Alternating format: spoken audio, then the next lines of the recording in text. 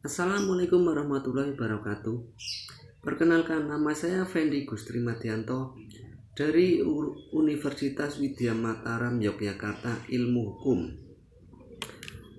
Saya akan sedikit memaparkan tentang proses penyidikan tindak pidana perampasan. Apa itu penyidikan? Penyidikan adalah serangkaian tindakan penyelidik untuk mencari dan menemukan suatu peristiwa yang diduga sebagai tindak pidana guna menentukan dapat atau tidaknya dilakukan penyidikan menurut yang diatur dalam undang-undang. Dalam proses penyidikan bertujuan untuk mencari keterangan-keterangan dan bukti guna menentukan suatu peristiwa yang dilaporkan atau diadukan apakah merupakan tindak pidana atau bukan, melengkapi keterangan bukti-bukti yang telah diproses agar menjadi jelas sebelum melakukan penindakan selanjutnya. Persiapan pelaksanaan penindakan atau pemeriksaan penyelidikan bukanlah fungsi yang berdiri sendiri, melainkan hanya merupakan salah satu metode atau sub dari fungsi penyelidikan.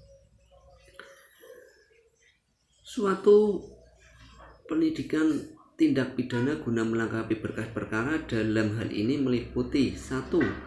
Berdasarkan informasi atau laporan diterima maupun yang diketahui langsung oleh penyidik, laporan polisi, berita acara pemeriksaan acara tersangka, dan berita acara pemeriksaan saksi. 2. Penindakan. 3. Pemeriksaan. 4. Penyelesaian dan penyerahan berkas perkara. Tujuan penyelidikan adalah untuk menentukan siapa yang melakukan kejahatan dan pembuktian mengenai masalah yang telah ditentukan.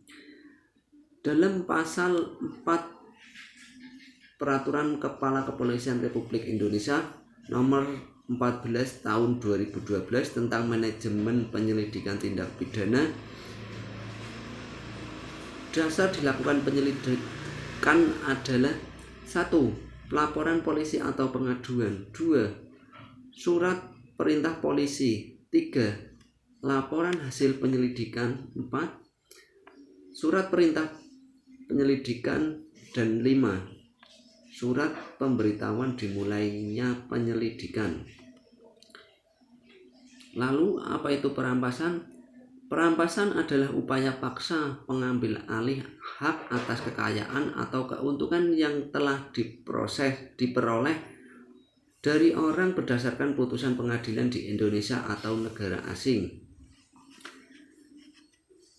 Dalam Kitab Undang-Undang Hukum Pidana Pasal 368 ayat 1 KUHP mengenai perampasan menyebutkan bahwa barang siapa yang dimaksud menguntungkan diri sendiri atau orang lain dengan melawan hukum, memaksa orang dengan kekerasan atau ancaman kekerasan supaya orang itu memberikan suatu barang yang seluruhnya atau sebagian kepunyaan orang itu sendiri atau kepunyaan orang lain, atau supaya orang itu membuat hutang atau menghapus piutang, dihukum karena memeras dengan hukuman penjara selama 9 tahun.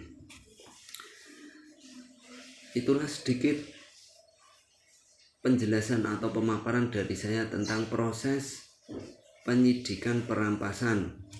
Ada kurang lebihnya, saya mohon maaf yang sebesar-besarnya. Terima kasih. Sekian. Assalamualaikum warahmatullahi wabarakatuh.